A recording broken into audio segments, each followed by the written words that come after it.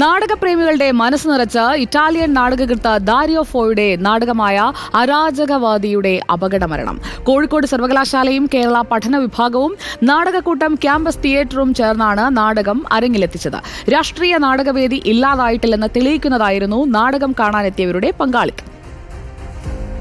രാമചന്ദ്രൻ മൊഗേരി അനുസ്മരണത്തിന്റെ ഭാഗമായാണ് നാടകം അരങ്ങിലെത്തിച്ചത്.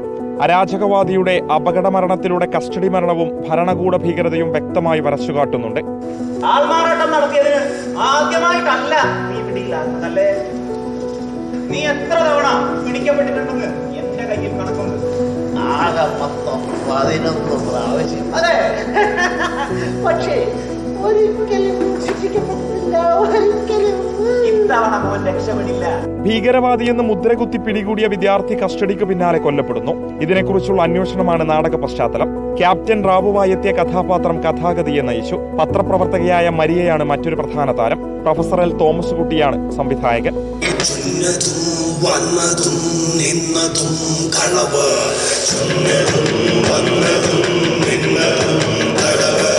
പരമ്പരാഗത രീതിയെ പൊളിച്ചെടുക്കുന്നു നാടകം. ഒടുവിൽ ഗാന്ധിയൻ ആശയങ്ങൾ അനിവാര്യമാണെന്ന സന്ദേശത്തോടെ ക്ലൈമാക്സ്. ശക്തമായ രാഷ്ട്രീയ നാടകാവിഷ്കാരത്തിന് കയ്യടികളോടെ അവസാനം.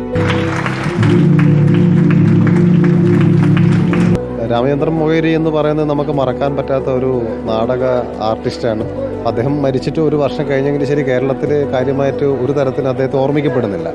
മാഷ് തന്നെ ചെയ്തതിൽ വളരെ കുറച്ച് സ്ഥലങ്ങളിൽ മാത്രം അരങ്ങേറിയ നാടകം 10-20 വർഷത്തിന് ശേഷം വീണ്ടും അരങ്ങത്ത് കൊണ്ടുവരാൻ കഴിഞ്ഞു. ഇതൊക്കെ തന്നെയാണ് ഈ ഒരു പ്രോഗ്രാം കൊണ്ട് ഉദ്ദേശിച്ചത്. റിപ്പോർട്ടർ, മലപ്പുറം.